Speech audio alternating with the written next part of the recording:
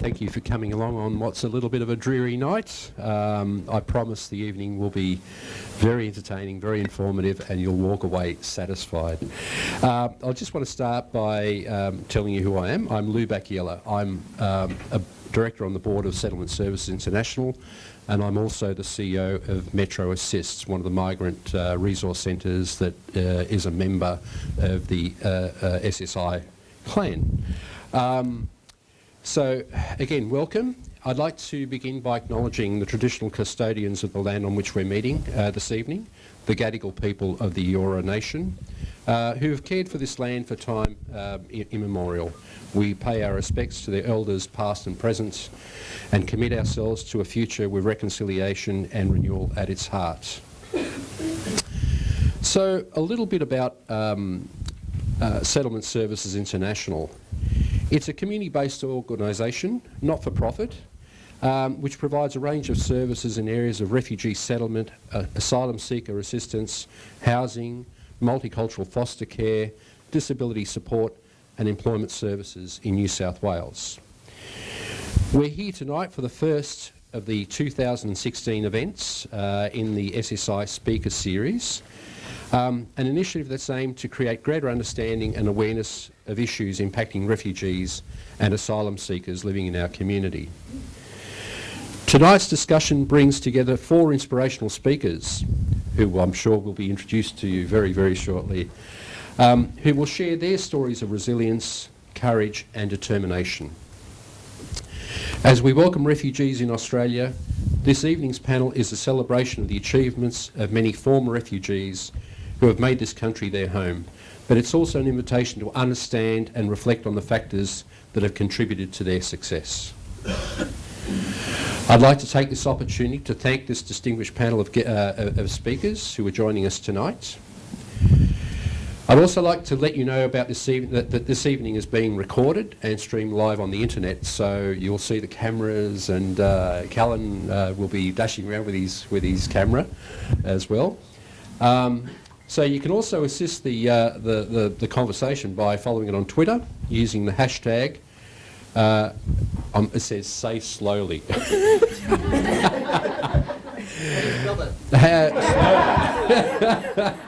Hashtag SSI Speaker Series, Speakers Series. Got it? Okay. I'd like to now introduce our panel facilitator for tonight, who is Sarah Malik. Sarah Malik is a freelance journalist and writer. Her writing has been featured in the Sydney Morning Herald, the ABC's The Drum, The Age, The Australian and The Guardian. All the good guys, right, Sarah? Yeah, good. In 2015, she worked on a series of stories with The Guardian's Ben Doherty on Egyptian asylum seeker Sayed Abdelatif. The stories were recognised as finalists for journalism excellence in the 2015 Migration and Settlement Awards, in the media category for the 2015 Australian Human Rights Commission Awards, and won highly commended at the 2015 UN Media Peace Prize Awards. Thank you, Sarah, for joining us tonight, and all the speakers on the panel. And now it's over to Sarah.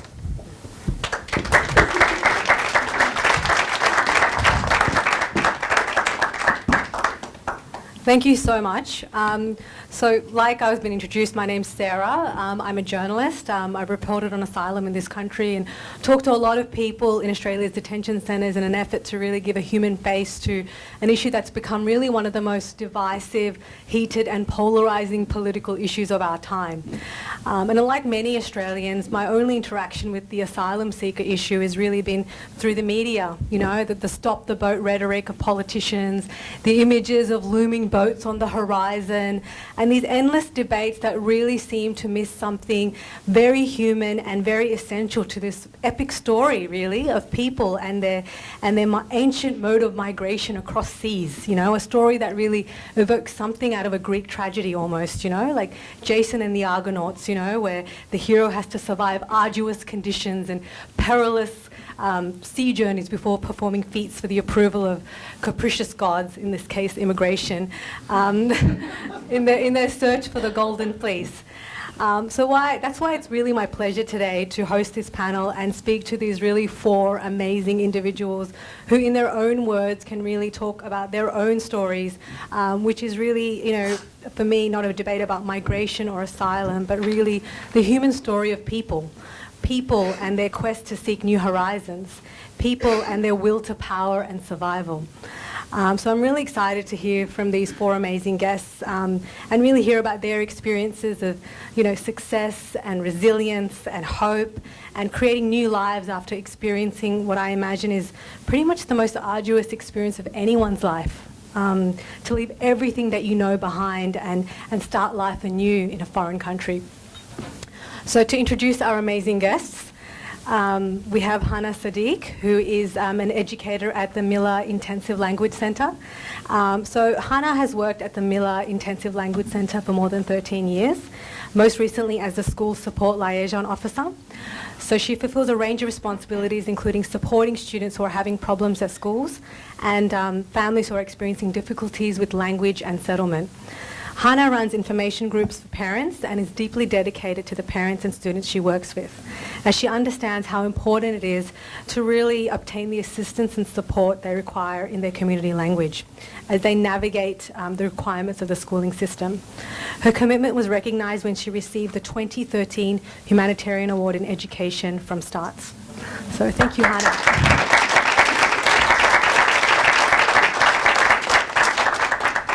We also have Aminata Conteh-Biger, and she's a founder and CEO of the Aminata Maternal Foundation.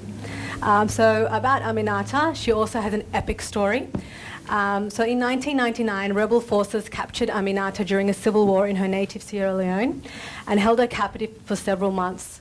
When Aminata was released as part of a negotiated exchange, one of her captors still posed a serious threat to her safety. And with the UNHCR's help, she came to Australia as a refugee. On her arrival, Aminata was alone, confused and homesick. But with support from community networks and friends, she has made a home for herself in Australia. Aminata is now a UNHCR ambassador and the CEO and founder of the Aminata Maternal Foundation, an organisation established to stem maternal and newborn deaths in Sierra Leone. Thank you so much, Aminata, for being here.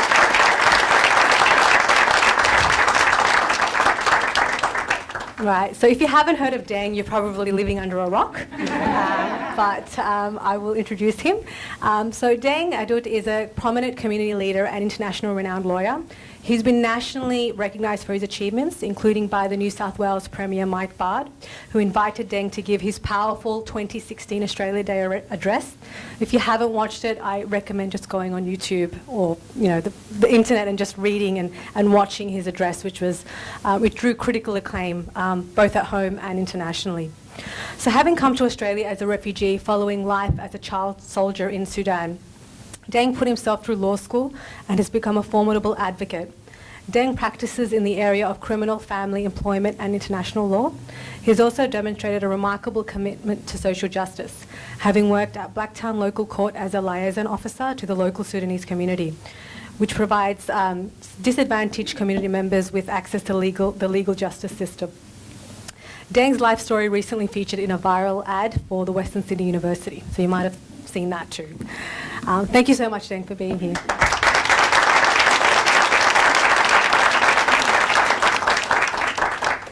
And last but not least, we have Huy Truong, who's the CEO and co-owner of the Australian Life Insurance Group. Huy fled Vietnam for Australia in 1978, and he has since developed a diverse business career as a management consultant, venture capitalist, corporate executive, and entrepreneur. Huy is a pioneer of the Australian e-commerce industry, where he founded online retailer wishlist.com.au. He is currently the CEO and co-owner of the Australian Life Insurance Group. Huy has an economic honours degree from Monash University and an MBA from Harvard Business School. So, yeah, you're feeling bad about your life. And he has a particular interest in supporting refugee and educational causes. So I guess I want to open it up to the panel by, firstly asking, you all have amazing stories, and I can only imagine, what it takes to be able to come from those backgrounds and achieve what you have. I guess could you kind of talk about how you dealt with the dislocation that comes with coming to a new country and having to navigate from scratch, essentially. Yeah, sure. Yeah, Aminata.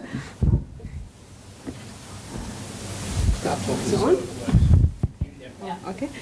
If you don't mind, can you repeat the question again? Yeah, sure. I guess, how do you deal with, the dislocation that comes from, I guess, starting life anew in a new country and starting from scratch, basically?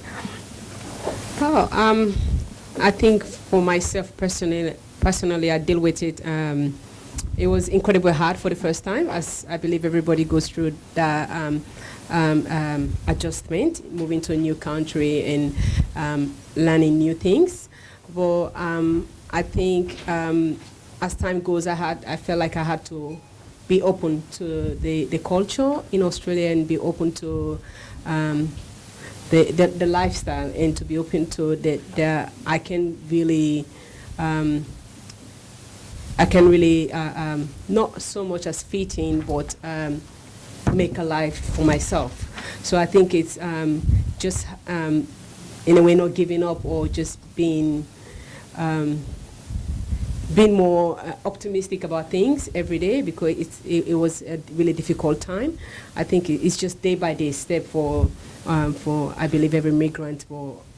Speaking for myself personally, it was just a step by step progress, and then letting people into my life, because it was not knowing people and just coming and dropping a country where you really absolutely do not have any community, because my community, I was part of the first group of refugees from Sierra Leone, so I was quite not really familiar with any sort of any other culture apart from my culture. So that was really hard. But going to church, I think that really helps me a lot, and teachers at school. So I think just letting people in, because so.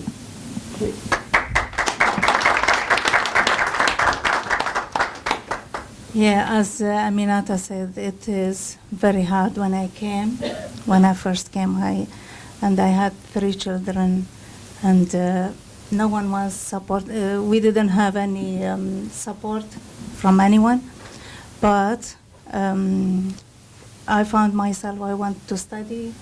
The first key to success in this country, it was the language. So I studied English. I didn't stop. From first day, I went to school.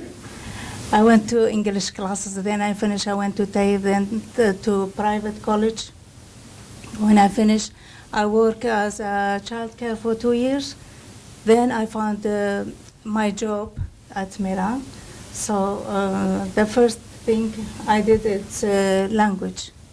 Language first key. And then, the culture was different too.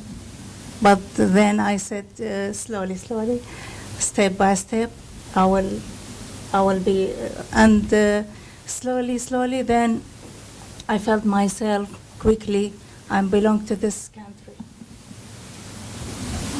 Yeah. Deng, you were very young when you came, and you also had to learn how to read and write English, which was what it must have been an incredible challenge. Could you, I guess, talk through how hard that was, and I guess what support you needed when you initially came to Australia? I don't know whether I can actually explain how hard it is better than these 2 beautiful women here who just stated their point of views. But Australia is not an easy country for everyone to fit in. It's hard, and it's quite hard, and I dare anyone to challenge that living in Australia is not hard. But however, it is up to individuals to recognize other things that are important in Australia, things that weren't available in the country of your origin or my origin. So I look at the opportunity, and I was always hungry, body-wise and mind-wise. So I didn't have anything in general. I was just looking for a new way of living, because I once told by my parent, my mom, that I was dead. So if I'm alive and there's opportunity that is rolling around there, I'll be the first to jump on that bandwagon. And I think I'm doing it better, because Australia is rich in everything, and terms of resources, people that are here, we're all rich. But the problem we seem to hinder a lot of people from my background is revolve around the word that we commonly use in integration. And integration is, I think we should all stop using that word, because it's not a nice word. It deceived the people from my background about the actual meaning, what it means.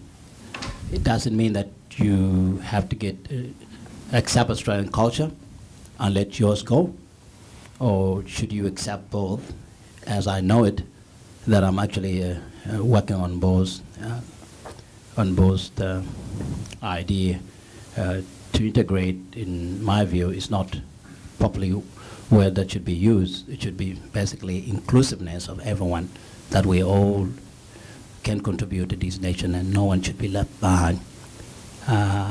And it goes there, that idea of excluding others cause trouble, cause youth to run away, and cause more problem to us. So if we all work together, and some people may question that, but I think since I start working as a lawyer and I got my own practice, my firm is actually one of the most multicultural firm in the country. There is no other black man apart from me. So I want everything to be balanced. I want to be balanced. And it shows that anyone with who had a desire to learn or have interest to learn something, not because he or she got experience somewhere else. Where do you think a refugee will get experience from? We don't have that. We didn't have any opportunities. Some of us couldn't even read and write. So denying somebody a job is actually the beginning of the failure in terms of supporting people. And I always do that. I did all kind of work. I went all the way to Newcastle, catch live chicken to be slaughtered in Vayada chicken in Blacktown. I'm living in Blacktown, but I'll go to Newcastle, mainland, to pick up catch chicken alive. And those were opportunities that I won't let them go, because I think I never have such opportunity. I never caught a chicken. I might just have to shoot one, but a wild bird. That was the case back in the country in South Sudan. So here, I don't think we get anything to complain. I just have to tell my fellow refugee, just stop complaining, just work hard, you get there. If you want to sleep, just cut hours of your sleeping and try to work hard to rear your children, because that's a goal you need to achieve. You don't want them to start where we start. For example, where I start, I will never want my child to start again. And that is what you call Australia, because everyone can be given a fair go. I'm a believer of fair go. I do believe in that.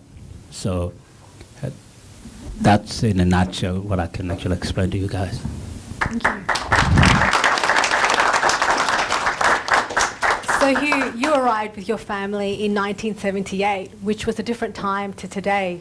I guess, could you kind of go through what that journey was like for you and your family, and what were some of the challenges in growing up in that era, and I guess coming to where you are today?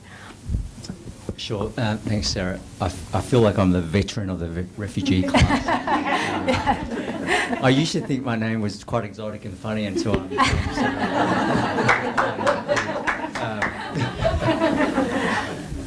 So it was 1978 in a very different time, and it was quite a contrast to what it is today. On the one hand, there were a lot less refugees around. But on the other hand, the environment was so much more positive than it is today. We had a Prime Minister who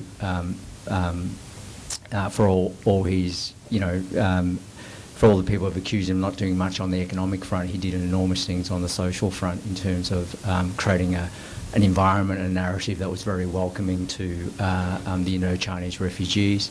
Obviously it was off the back of a war that Australia was intimately involved in, and so took a real moral leadership and community leadership to create that environment. So we were. So my father was a Chinese Vietnamese. He was a business person in Vietnam. Was working with the South in terms of supplying them with commodities and supply lines. When the South lost the war, he basically got all his assets confiscated, and he and his peers, and particularly his peers, were starting to disappear off to re-education camps. So he and Mum then made a decision to say, well, it's going to be a matter of time, so we should try and get out. My mother was a very frugal lady, and over the years he'd given her housekeeping money, and she came from a very poor background, so she thought, well, this is far too much money than I'll ever need. So she squirreled it away and bought a little bit of gold here and there, and ultimately that gold was what actually bought our tickets to come out to Australia, because everything else got confiscated. So we, literally 6 of us were on a boat, 29 people came out. The boat was about 7 metres long, so not that different to some of the images you see today. We made our way down through Malaysia, Singapore, Indonesia. Our boat sank in Singapore harbour. Again, I'm not sure whether it was by design or by accident, but it sank in the Singapore harbour. We then got taken ashore. We were in a detention camp for a couple of weeks, thinking we've done it, we've made it, we'll now get processed and go somewhere. The Singaporeans, if nothing else, are incredibly efficient. They refloated the boat, and for our troubles, they gave us another 11 refugees to put on the boat and send us on our way. I do say the best thing about the boat sinking, though, is it killed all the cockroaches, because we were sort of sleeping and it'd be crawling all over us. We tried to get across to Australia 3 times. The boat took in too much water and it was in the process of sinking. So in the end, my father, who had a smattering of French, wrote a letter to the UNHCR in Jakarta. We then got asked to sort of make our way to Kupang, and we got processed in refugee camp. We were there for 3 months and then flew into Australia and settled in Melbourne. My parents made what I think in hindsight was a very wise and sort of really profound decision to move to a suburb where there was hardly any refugees, or certainly no Indo-Chinese refugees being settled, out in Ringwood. And to give you a sense of how sparse it was, my sisters and I were the only Asians in the school. Can you imagine that today? And in our first day at school, as is the traditional norm in Asia, you wear your classic sort of matching tops and bottoms, and off you go to school. And my mother had packed us a lunchbox of noodles. So on that first day, we were the funny kids who had funny names, who didn't speak English, ate noodles for lunch, and wore pyjamas to school.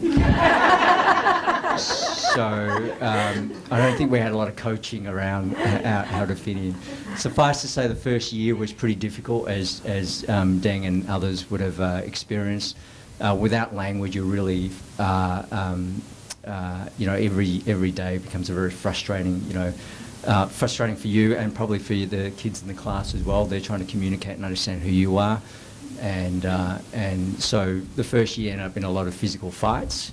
And then as the language built, you work out very quickly, particularly in Victoria, which is where I live, that if you adopt an AFL team, then you very quickly become part of the tribe. Not Collingwood, though. No, Collingwood. So you adopt you learn to play cricket, you learn to play football, and then very quickly all colour, religion, everything fades away, and then you become, so I guess that taught me very early that to become part of a community, you need to understand what that community values. And it doesn't have to be sport, it could be all sorts of things. And if you then find a way to hook into that, and then over time bring your own twist and flavour to that, then you start to add to the fabric of that community and the platforms which the community builds. And so I think now, you know, fast forward from 1978 to 2016, just look at this room, you look at the schools that our children or ourselves go to, and it's so much more diverse, so much more multicultural, you know, and that comes in so many, you know, shows itself in so many different ways.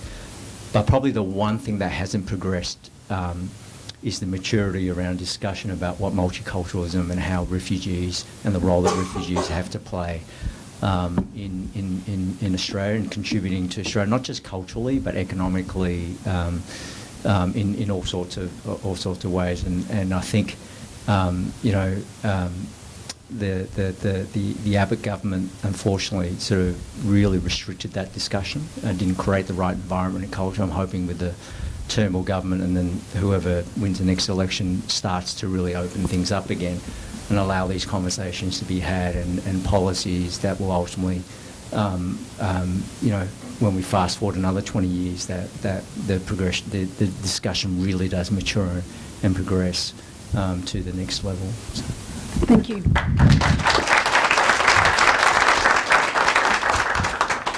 I guess what I'm really interested in is, you know, a lot of your stories are just, you know, to go through these incredibly traumatic experiences and to not only survive but to thrive despite it is incredible to me. And I guess, Aminata, you know, you yourself, you were captured by rebel forces, you know, effectively, you know, held captive for several months in Sierra Leone. And I guess I wanted you to, I guess, talk through some of your experiences and I guess how you experienced something like that but still come out of it with this will for survival and this will to succeed. You know, like how do you do that?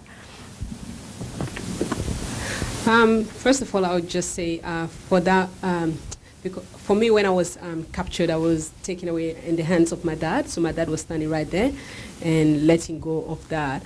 So, and so during those several months, that was the most difficult part for me. And because knowing that my dad, he was the most incredible man I've ever met and has protected her girls for really, that's all he did, protect his girls. And that vision of me being taken away from me, that really breaks me because I know it was breaking him also at that same time, and him not knowing if I was alive or so. But I think my survival during when I was kidnapped, I had girlfriends with me who I still communicate with, the overseas, and I think all people say they will never survive when they go, if they go through that, but I tell them no, they will, because during those time and during those difficult time, I think for me it was every minute that I wanted to survive. It was just that moment, even though there was bomb going, everything going on around me. If I survived for that minute, or if we slept and see the next moon, I can do the next. I can see the next day, but the one thing that really kept me going for me was my faith and finding God at that time, because that was the only one thing that I felt that was no human, was spirit that I could hold on to, and that even through those difficult times, I knew there was something bigger than me, and if I could survive every single day, and he was keeping me. He knew I was capable. He didn't give me those days, surviving those days, without knowing that I could not make it. So I think then coming to Australia for me, and even by the way I go, really is coming to Australia for me. That's how I apply it to my life every single day. I wake up with being grateful, not just for being in Australia, being alive and being and standing, and so achieving what I feel like I've achieved, and especially being a mother now, I know that there's something bigger than me, and being here and waking up every morning and coming up with all what I've done in my life in Australia. I think it's just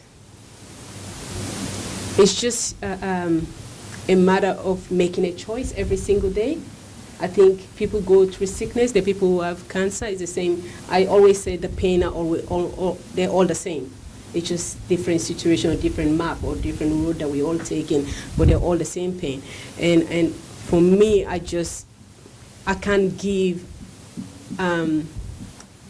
Giving up is really not an option for me. When you tell me I can't, you've given me an opportunity to really do something. That's the way I really go through my life. Every time somebody says to me, and even building the foundation, there was a lot of knockback, there's a lot of cry, but I just can't picture my life with I can't, because I have survived through the most horrific thing that I can never even describe or put into words. So if I'm here in Australia, why can't I not? So I tell myself that, and I visualize all the time that I go through it, and I know that I can make it. I think that's what really make me do what I want to do in life, and make me strive for more, and make me know that I am really what I say I am, not what people say I am. So I think that's what I believe everybody, or refugees, or every human being that have built a company or built any successful company does. So, yeah. Thanks.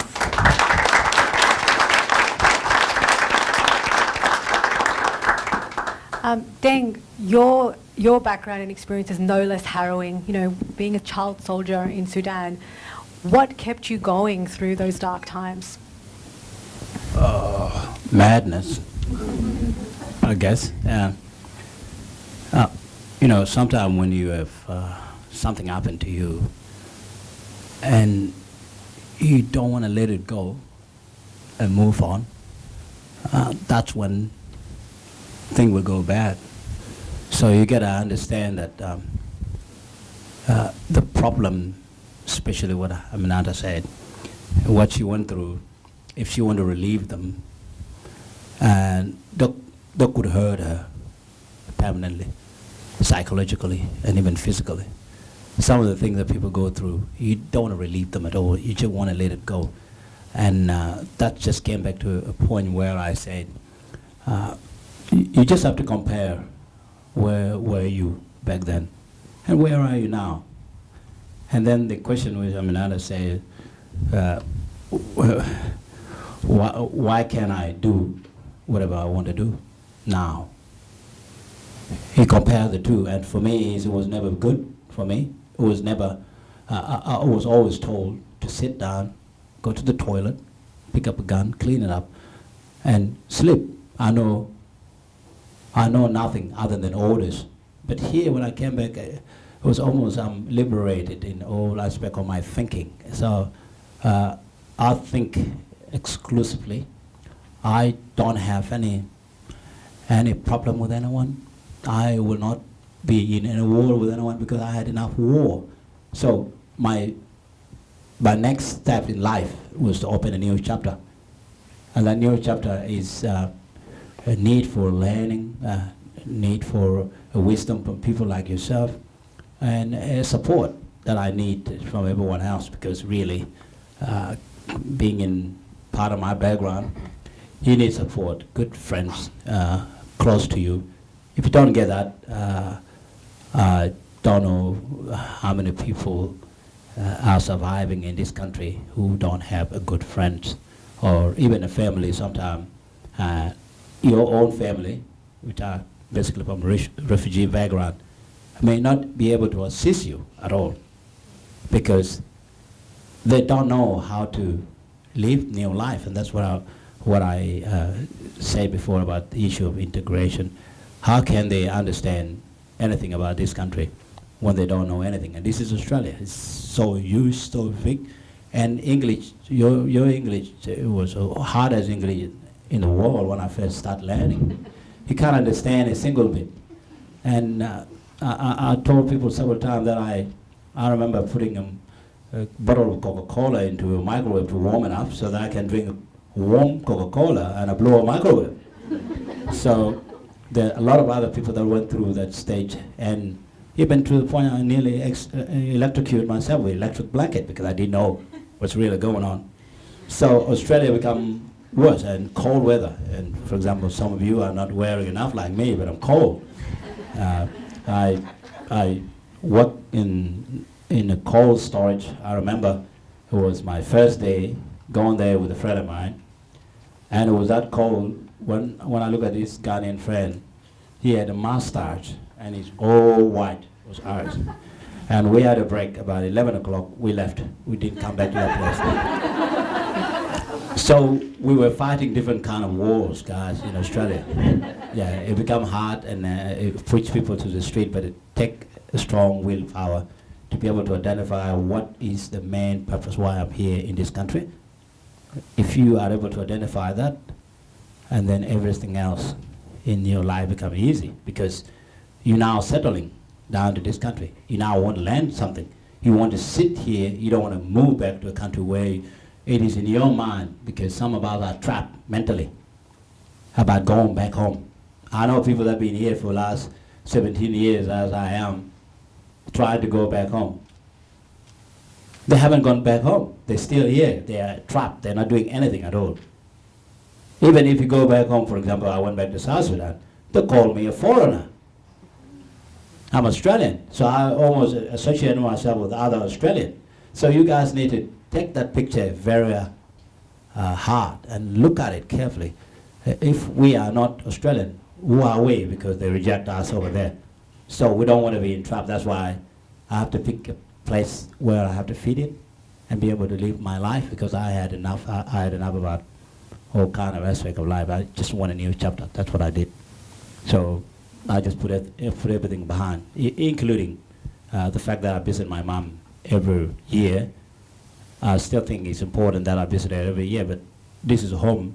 Make it a home, make life easy, and finding a new home. Well, even kids, they find their own new home when they're grown up from their mothers and go ahead and find their new ways, and they're gonna be able to be responsible.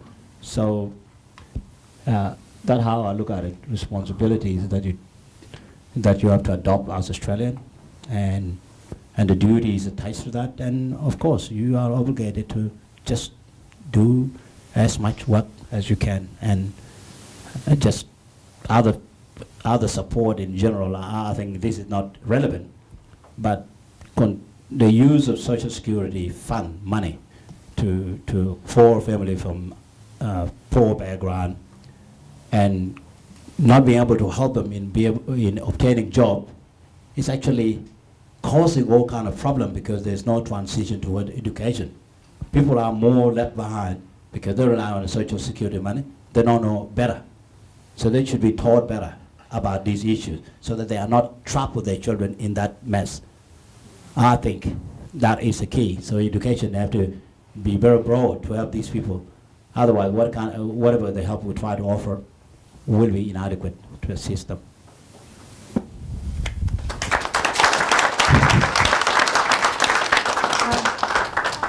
Hana, could you, I guess, talk through, you fled Iraq, could you kind of talk through some of your experiences and what coping strategies you used to, I guess, reconcile your past in Australia?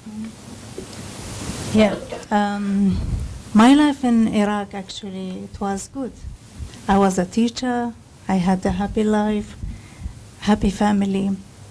And then suddenly everything changed. War started, and then everything not safe. The people even, they change. So we decided, and we were waiting for years and years. Nothing happened. It's becoming worse and worse. So we decided to come here to Australia. In Australia, it's the life is, of course, better. I was looking forward for my children's future, and really, we made a good decision. My children, they are successful now. They build their future here, and I'm happy in my job also. I'm very happy. When I came, I just wanted to work in the school. The people said, impossible. Your English is not good. You don't know how to deal with the students in Australia, they are different from Iraq. So I said, no, I will. I don't know why. But I said no. I wanted to work in the school. I don't want to work anywhere. And I tried many places. Actually, I work in the factory as well. I work in childcare. And then when I found this job, I really like it. And then when I'm helping the refugee as well, I share my experience, my skills with them. And I'm so happy when I see them that they come with no English, and then they study English, they go to high school, they go to, some of them they go to university, some of them they go to TAFE, but all of them, they are very successful. They come to visit and they said, look, miss, when we came, no English, even one word, and now where we are, they finish university. Some of them, they are engineering, some of them lawyers, and very successful. So I'm so proud of them. Thank you. I guess I'm really also curious to know how your experience motivates and inspires your work, because you're people who have succeeded beyond measure. You know, we could take tips from you, basically. So I guess, Hugh, starting with you, how did your experience, you know, of migration and your family's experience motivate and inspire your work? You know, you're a successful CEO, you're an entrepreneur. Like, how did that experience, I guess Deng talked about that hunger, you know. What are your success tips? How did you do it? Just before I go there, I should say that when I was talking to Hannah outside, that she mentioned that her husband was actually quite reticent to come out to Australia, and it was her that really pushed it. So go females, you know.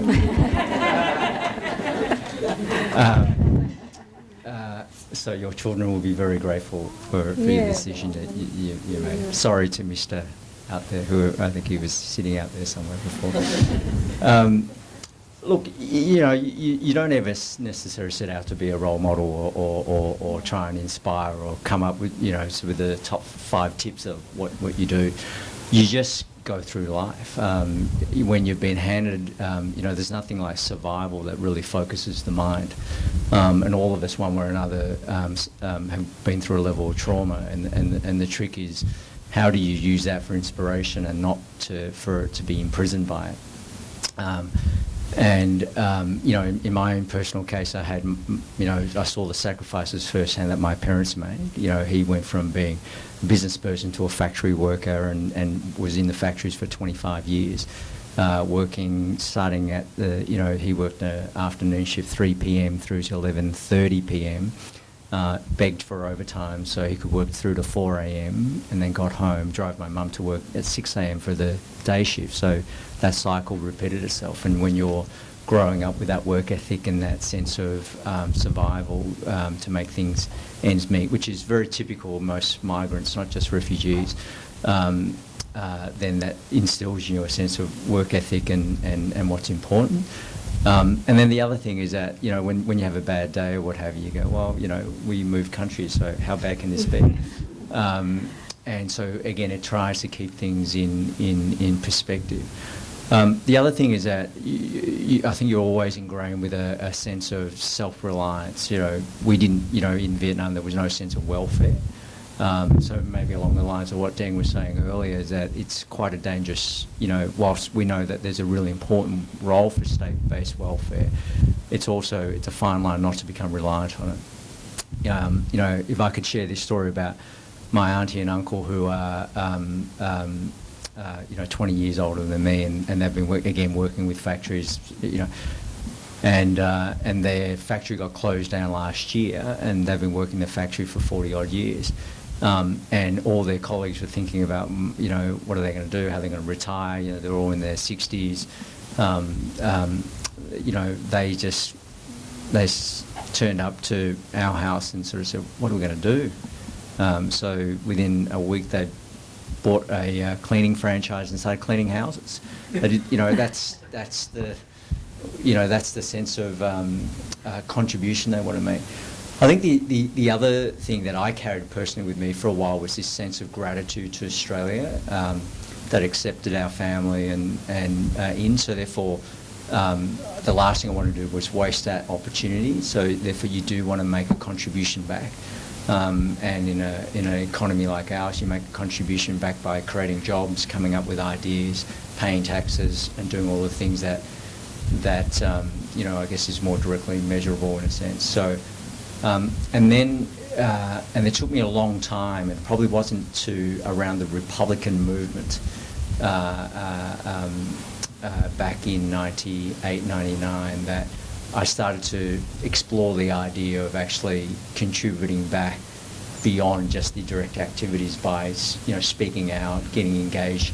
I think it was Tampa actually was one that probably encouraged a lot of us to start thinking about, well, this is not right. And so it's a combination of gratitude, needing to make a contribution, insecurity about, wanting lots of things, but overall I think is a very strong work ethic and keeping whatever challenges and issues you've had in perspective, given the experiences, good and bad, that we've all gone through. Thank you.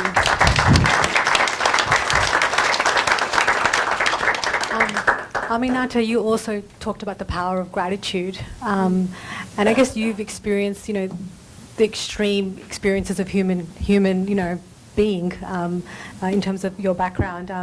I guess in terms of your Maternal Health Foundation and your activism around women's health, could you tell us a bit about how your background inspired your work in this area? Well, this really came about really when I had my daughter almost 4 years ago, Sarafina, and really coming from Sierra Leone or probably a lot of part of Africa, a lot of part around the world where you hardly hear too much the word maternal, and it's just, you just hear somebody's baby die and that was it. So when I gave birth to my daughter, I almost lost her. And she was very big. She was almost 5 kilos and she was very big for my pelvis. So it was too late. So I think that's where my passion came about. For me, I think I've always been curious. I've always tried to be curious about things, and that's also something I think my husband really pushed me to be as. So when that happened, she was so perfect in my eyes, even though her hand is still injury, still seeing a physio.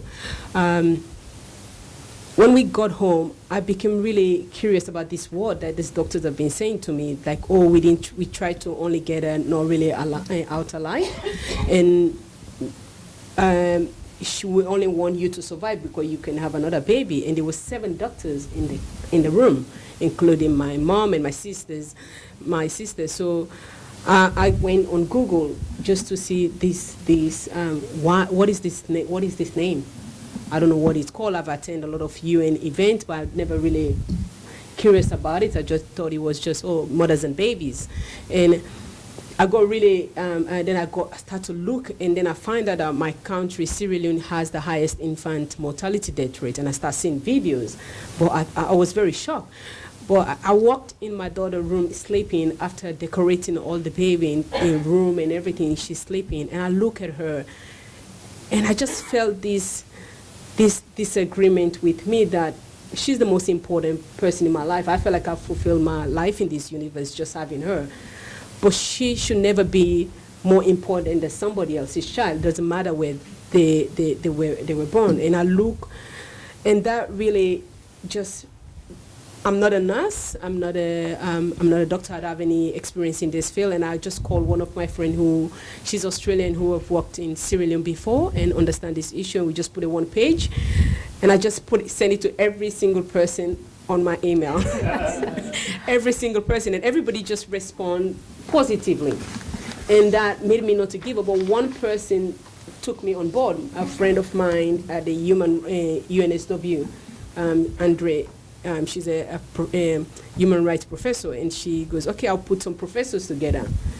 And that curiosity is what get me where I am. I don't have any knowledge. I have incredible people on my board, but being curious that's what gets me into this field. I'm not a doctor, I'm not a nurse, I'm learning as I go. For the past 4 years, I feel like if I would have gone to university, I would have just wasted my time because I've learned so much about legal and about finance, about so many things. But that's what really, I just couldn't agree with that. We're living in the 21st century, and I feel like this, being involved with UNHCR, I feel like this is not a war. This is something that is preventable. It is something that we can actually do something. And I hear so much around people saying children are the future. Then I start thinking to myself, well, which one? The one in the Western? So the one in Africa or are not counted, they're not the future. So that just could not sit well with me. And for me, that's the reason of me going back home. I felt like, well, I can go back and give. And that's the reason for my kids to go back and visit, because they are here in Australia, and my husband is not from here, he's from France, and they have this three culture. But this is the reason why they will always go back home and know where their mother comes from. I think that is the passion. I encourage all my friends all the time, whatever it is, even if it's a bottle of water, be curious about it. Try to learn about it, because you don't necessarily have to have the knowledge. You can bring the people that have the knowledge and do something about it, which I believe in the world we live, everybody can. And I get a lot of people ask me, what can I do? Or what can I do? But a lot of people think it's about the money. I don't really, and people ask me, how are you going to raise funds? There's so many charities, there's so many things about raising for this. A lot of people ask me a lot of questions, but I just feel like if we've built a strong foundation, I don't need to worry about raising money. I don't need to convince people the truth is there, and that will raise itself. And I'm not really trying to save the world. I'm just trying to be part of that contribution. So I think that's really what I put in building this foundation.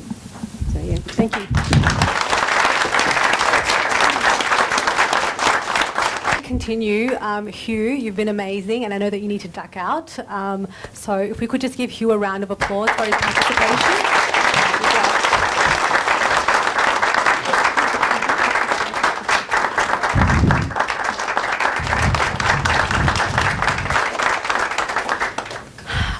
Deng, you talked about the power of education and that how that empowers you. I guess I wanted to ask you about how your experience as a refugee and coming to Australia, learning how to read and write, how that fueled your passion for law, how your experience fueled your passion for what you do now. Well, when I first started my legal career, by the way, it wasn't my idea that I should study law. It was my late brother's idea. So I become a little bit good at it. So I enjoyed a little bit, but it wasn't my idea. But what became my idea it was when I started to volunteer at Parramatta Community Justice Clinic. We were approached by a client, people from different background. We were assisting them for free. And I just liked the idea. So what I did was I remained as a volunteer for about a year and a half, and worked part-time in my company, the company, not my company, at Ulamalu. And then again, my boss didn't like the idea that I keep volunteering and need to bring more money to the firm. So I quit. After that, I quit and went to another firm, which gave me a job, and they allowed me to volunteer for 2 days.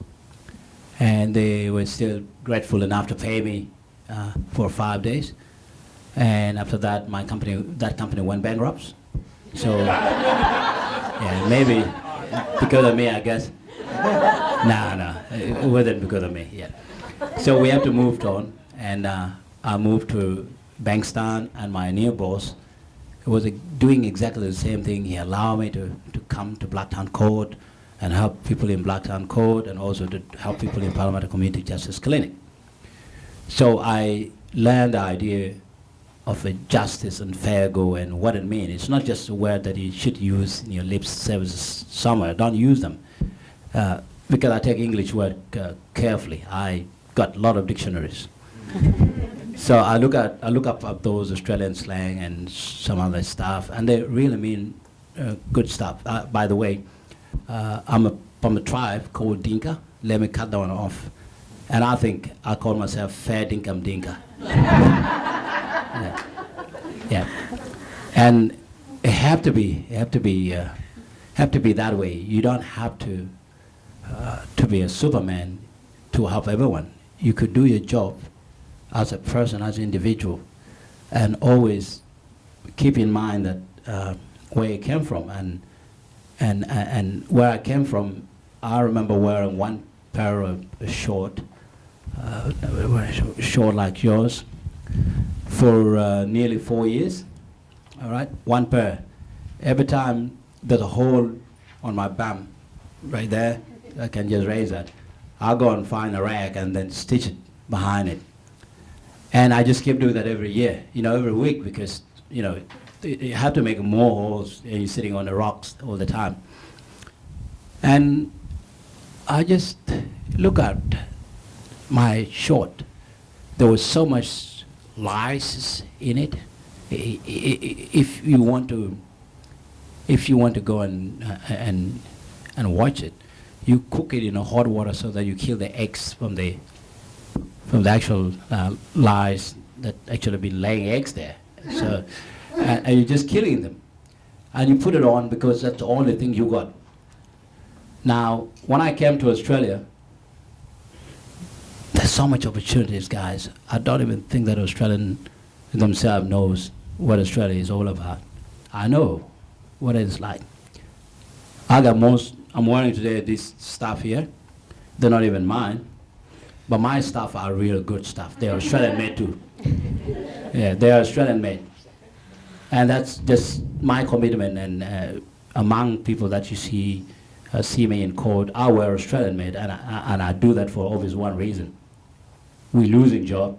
Our jobs are gone overseas, cheap labor everywhere. We're all silent about it. Things that they're Australian that we know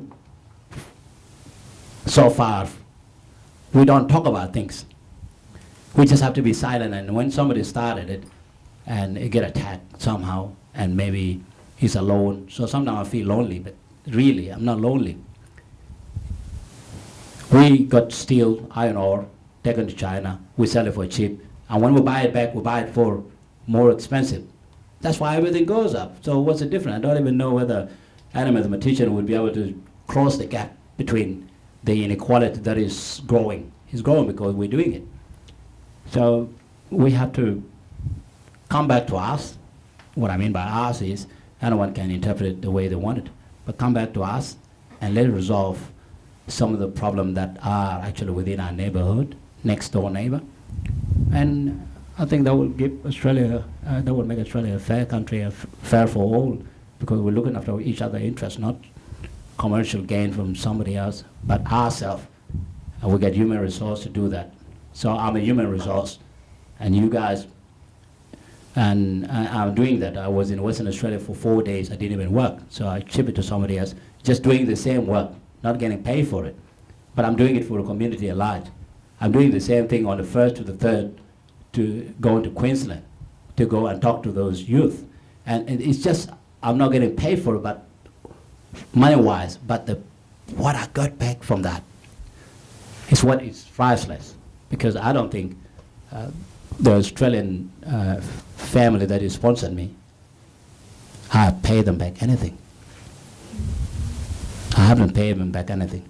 So I owe people debt. I owe my brother debts. I owe everybody debts. So always remember that. You still, even though you don't think that you don't owe Australia debt, even if you're born here, you still have obligation and responsibility for this nation, and that go farther than just your mom and dad, sister and a brother. It's bigger than that.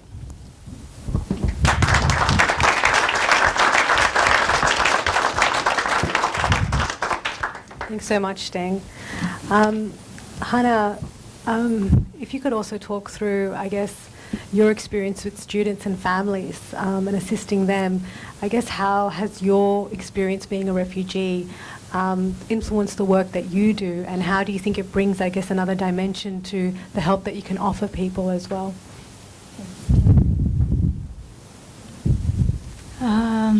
It was hard to do studying, and as a mother of, they were young as well, even my children, they were in teenager. It was so hard. And you know, the culture is different. My husband always, he was like against me because I was always taking their side. And I had a hard time really to go through this experience. And then I passed that that stage, and yeah, it was all right.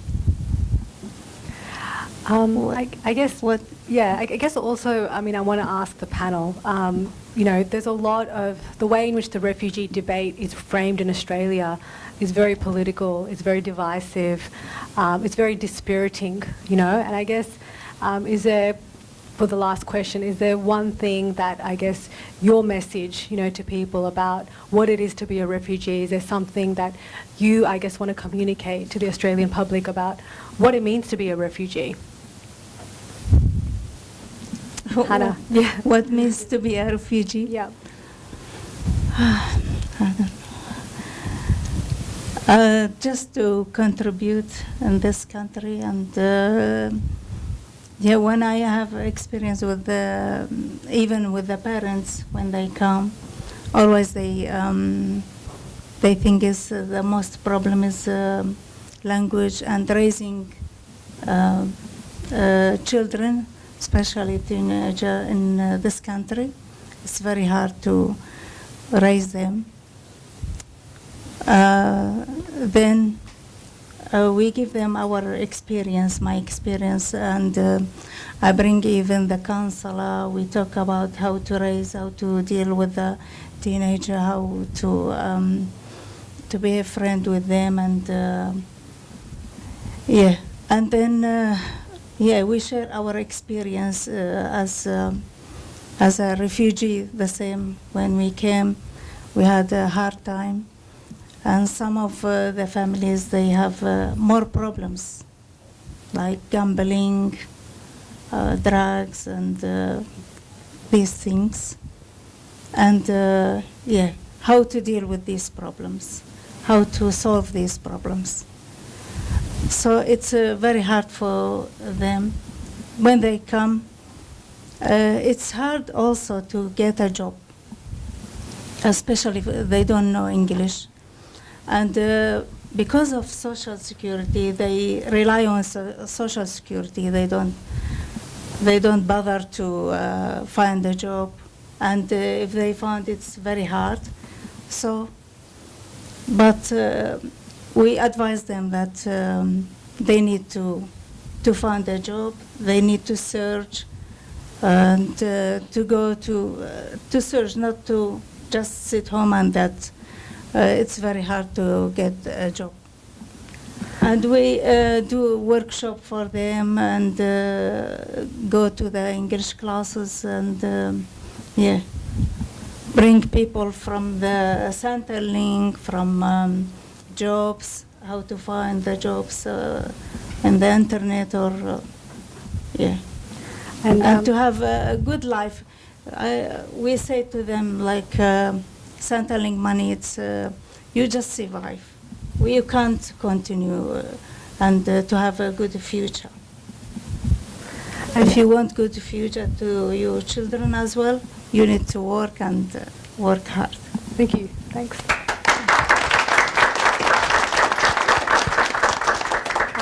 Aminata, what's the one message, I guess, you would like to communicate to people about what it means to be a refugee? I think for me, especially as you said, the media, the way the media portrayed refugees, I think for me, one of the strong things I try to really educate people when I meet in the street, especially working in fashion or in retail, is the idea and the picture they have as a refugee. I think when people see refugee, they forget almost, especially in Australia, because the education of the meaning of refugee is so, I feel like there's not much deeper understanding. First of all, they're human. They're human. And for me, speaking for myself personally, I never wanted to come to the Western world because I had a good life. It was just a war that happened. And I think the one, what I say to people when I meet them, for them to have a compassion and understanding. A compassion means really for me, understanding, trying to really not just picture them as a refugee, trying to understand if you were taken overnight to Russia and you never spoke that language and it's cold and you've never experienced that sort of cold, how would you feel if somebody looked at you in a different way? And for me, that's what I want people more to understand. Like, yeah, Australia is a beautiful country. Nobody can dispute that. But people don't just sit and live, and people don't just risk their life to come on a boat for no reason. I would put my children in that same boat if I was running away from something. And I think the understanding of it's really, really, I feel like there's no deeper understanding in the Australian culture about really why are people coming to Australia, why are they leaving their home, their culture, or do not have any home or sort of identification to come. Yes, it is a beautiful country. Yeah, it is good, but it's so much deep. When I came, I struggled so much for that a few times. I wanted to go back. I was crying to go back because I didn't have an understanding of jet lag. There was no some of infrastructure about like an organization like SSI. So I was just put in around Bankstown, and I enrolled myself at school. I had to do all that. And I went to year 9, and I was 20 years old. And I had people young kids talking to me where maybe I should have been their teacher. And people asking me, oh, do you sleep next to a lion? I think even at school, there needs to be an education about refugees, because when somebody comes, my school back home was very disturbed because of the war back and forth. So when I came back, everything was so backward. And I remember the other guy that just left Queen said he was the only Asian. I was the only black in my school, in Penshurst, and going to Otley. And that was really, really, I had to convince myself I was very unique. But that was really, really hard, learning a new language, learning different food. So I think it's more understanding. I really think Australia should more understand, but understanding comes from education. They need to be educated, and that needs to start from school. That being friends, making friends at school was extremely difficult for me. I think student needs to have a bit of education. The migrants that are coming to that school, to know a little bit of history, a little bit of background, than just poor people. I think those are the two things. Understanding and just compassion towards refugee. Thanks.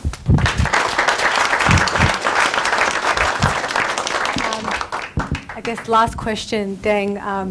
Going back to that, I hope this facilitates that discussion. About really understanding it's about human stories. And Deng, what's been the reaction to you sharing your story and your story in such a powerful way? How has that been received by people? You sharing your experience. You mean the good part or bad part? Both. Well, all right. Well, I'm always happy that I share my story, because it will actually give other people an idea about what's really going on in those places like Sudan, South Sudan. If you're not there, and then I'll just ask you or just beg you to not judge me at all. Have a look at the video and then judge me after that. If I were to do anything wrong today, you can judge me, but you gotta also understand what I went through. And I'm not complaining. I'm not saying that I'm a weak kind of guy that just go down quickly. I don't go down quickly. I will fight to the end of it. I will live. I love to live. You know, living is better than being dead. It's better that way. And so, being in my position and be able to have that powerful video there to be able to change people's image about what they say is negative about refugee dog, the thief, the X, Y, Z. It's not the case. You got to be able to look at refugee, and I think I can support Aminata's position. I think it was 2012. I said, well, if I was getting shot, if a person was getting shot and ran away and crossed the sea, that dangerous sea, in a dangerous boat, we should actually treat him as a hero here, as a hero, because he just managed to get out of there. So I say that it's actually on there, but again, I'm not trying to advertise for those criminals that take money from people and bring them here. That's where we have to be tough enough, and we have to look at, you know, financial gain or motive for those people that risk people's life. But anybody that risks their life is a genuine refugee. We should welcome him as a hero, and that is important to me, because I would cross that ocean. I don't know how to swim, but I would do it, guys. If I have to be going back to South Sudan, that's what I would say, because war, what we went through, there's a trauma, and that's the definition of refugee to me. Is a trauma. A definition of refugee to me is somebody who is seeking new beginning. If you watch that movie called Apocalypto or something like that, Apocalypto, just watch it. The kid asked, I think it was his wife, where we going now after their home was destroyed?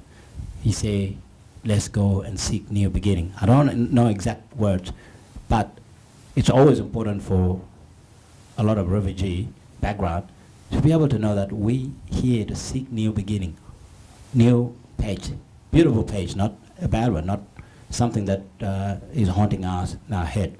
That is a freedom that we need to achieve, because freedom, you got to liberate yourself from those kind of, you know, psychological problem, and also the baggage that is coming with you, and that include all of us to work as a team, because refugees are not perfect. I'm not perfect. They are people with a lot of trauma in them, and they need support. And Aminata got a support, and she did a great job, marvelous. Maternity, death is high. Mortality is just too much in Africa. It's too much in. Now I think South Sudan is high as recently, if I have read it carefully, but Sierra Leone is sitting there very high, and this is the 21st century. And if she does something very important like that, people should support her, because she's supporting. Just like you could see a child crying in the street, you won't leave that child crying. You'll be able to run there. Where is your mom? Where is your dad? And you will be able to ask those questions to a child, because you know it had been abandoned. So we are in Australia. Don't abandon us. If we got a problem, just a little bit of push. That's all we need. Just a little bit, slightly, you know, gentle and firm, and we will be able to succeed in our life. And I think that will. That's what we need as a human being. I see no color, by the way. Go read my speech. I see no color. I'm colorblind. Yep. I can fly like a bird at night, in the midnight. Later on, what will happen? But I see no color. I see no colors. I see human beings. That's what I see. So, anybody that say something controversial recently, yes, I did. I said something. Maybe you guys are gonna ask me. I said anybody that is going through our criminal institution for a long time, 10 years, and as a refugee myself, I don't want to be locked up for 10 years. I was already a prisoner where I was, and I'd rather be free. That is a distinction that I try to provide. But people went ahead and take me out of context. But it's important. If you locked up a refugee who already had a mental illness, how dare you? How are you going to reform that person? You already kill him. You already come with a problem. You put him in another problem. So there are solutions to it. And the solution is to open a dialogue, way forward to help them out. Maybe the environment is bad for them. They could seek a new beginning. Like I said, I'm seeking a new beginning. New beginning is there. Prison is not a new beginning. That's what I said. It is something dangerous. unacceptable, save for those people that we know they should be getting out of that prison. So that's what I say. So anybody that read anything about online about what I say that, and I get the reason for it. And the reason is purely factual and also a rehabilitation for those individuals that are not able to integrate, as you say, integration, but I would say no, are unable to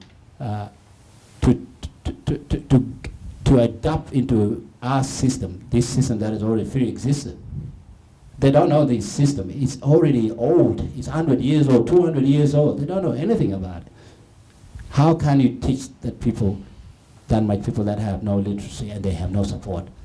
I'm proud that I had Australian family that support me. But for how that they don't, that is my question. What do we do? Lock them up or try to find a solution for it? That's what I said.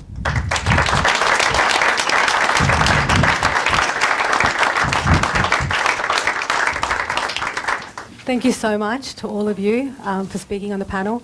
We might quickly just open the panel up to a few quick questions. So if you could, I guess, raise your hand and then once you're chosen, just stand up, say your name, where you're from, and address a brief question to a particular speaker. That would be great. Any questions at all? Yep.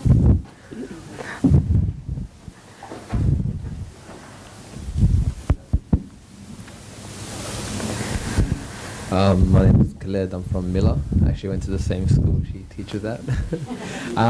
This is a question any one of you can answer, but just more focused at Deng.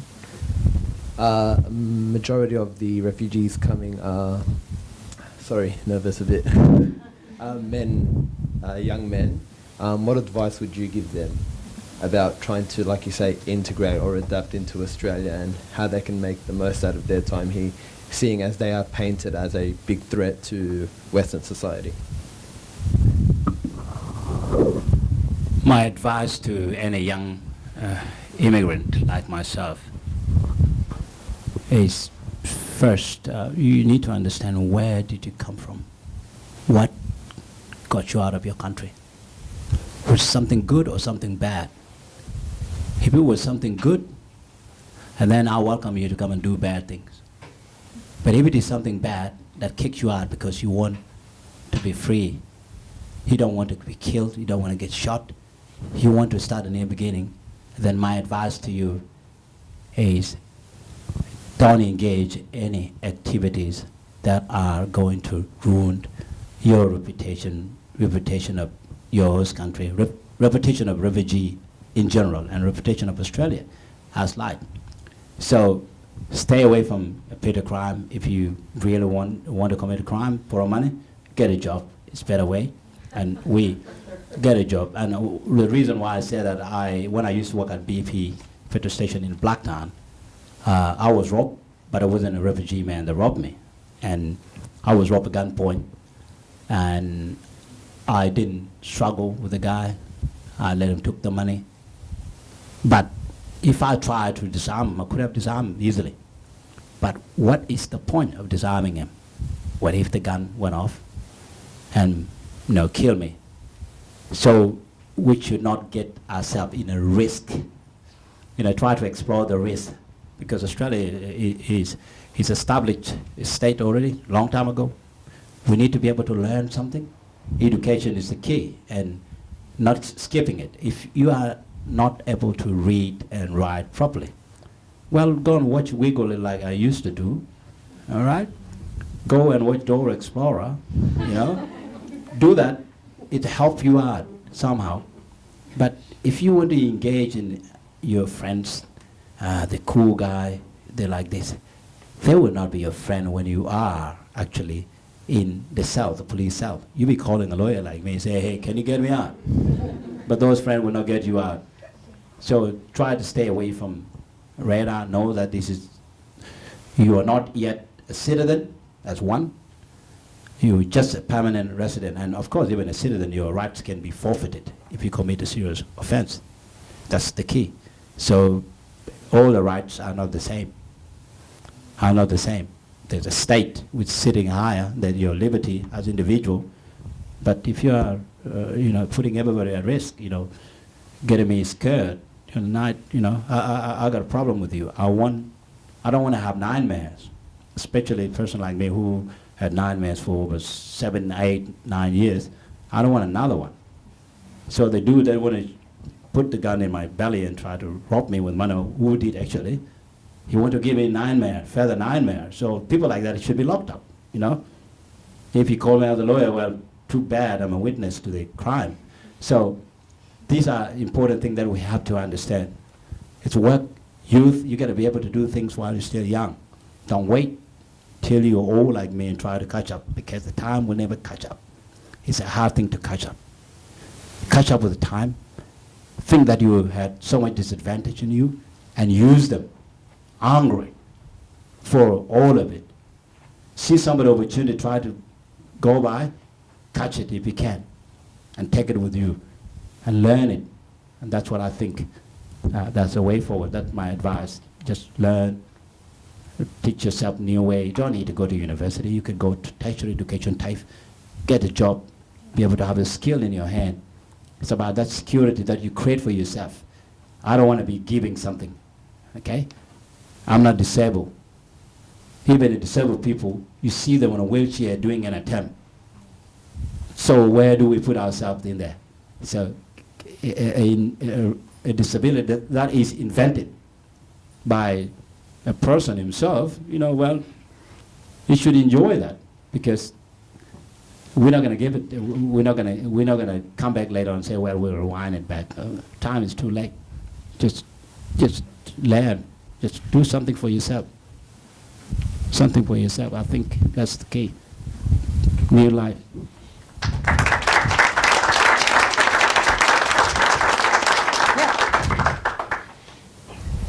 I'm Stephanie. I'm from Australia for Indonesia. And I just had a question, I guess any of you guys can answer. How do we start to change the perception of refugees in Australia from negative to positive? I will answer that question. All right. It's again a controversial point. I don't know. It's being recorded, so no problem. There are so many refugees in this country that have not settled at all. They need more attention by government, by us as a community. We haven't adequately addressed their problem, the current one, the one that are existing in this country.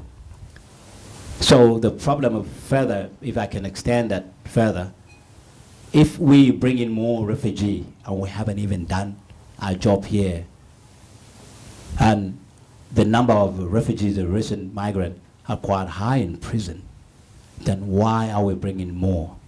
To lock them up? So the full stop is, let's resolve the problem currently we have, including the problem with indigenous people, housing, other things that we need to do. And when we are capable enough as a nation to take more people, yes, we can take more people in after addressing the current issues. Homelessness is so high in people from a refugee background. Homelessness, you see a mother with 3 children, they're homeless. So how do we bring in 2 more people when we know this mother is actually homeless already? We have no support.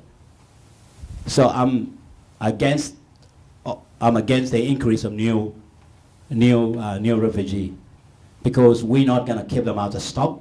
We want to give them a fair go, and we've got to give them a good go. And that's what Australia should be proud of, being able to help them, not bring them here. I don't know what reason.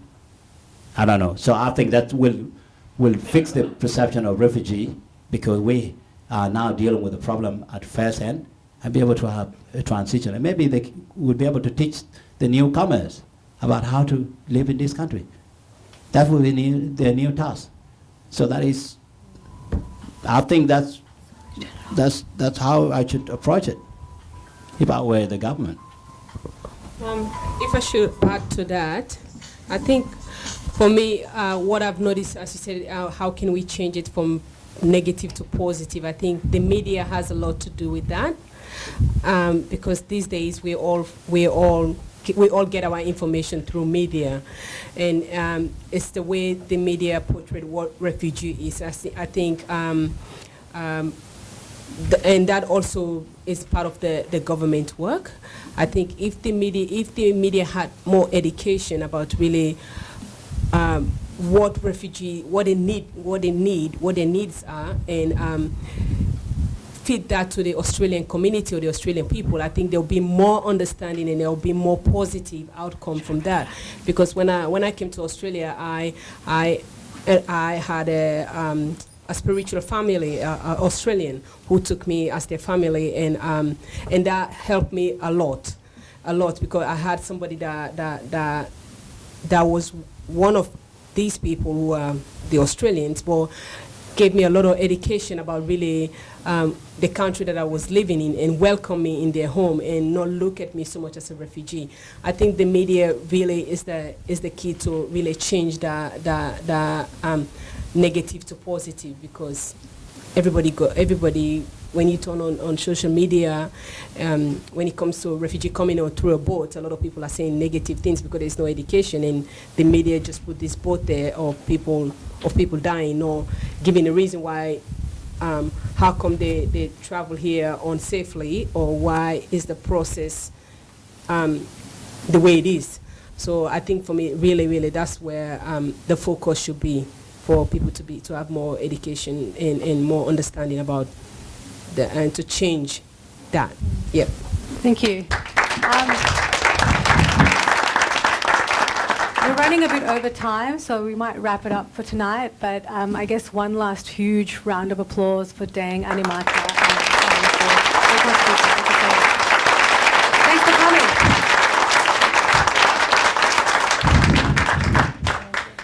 Thank you, Sarah.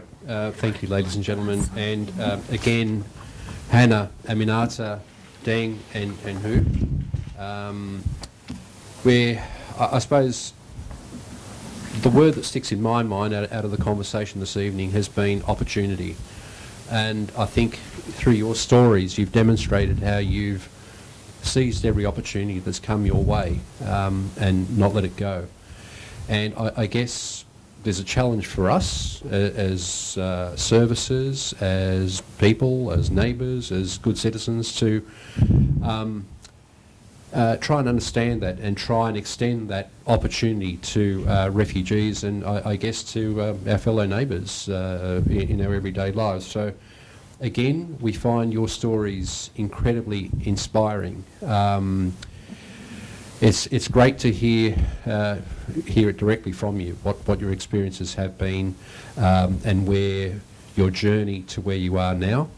And we thank you very, very much for sharing that with us tonight. Thank you.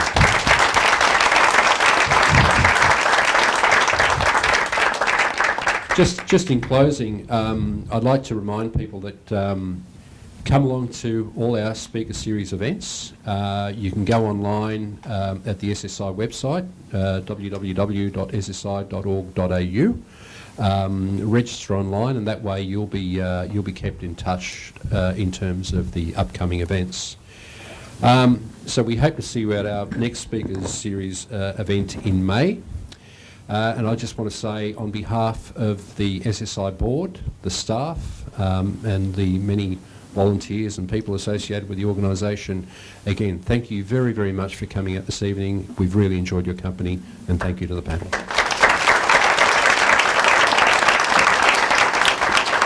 And thank you to Sarah. I'm sorry, I almost forgot. You did a wonderful job in moderating. Thank you, Sarah.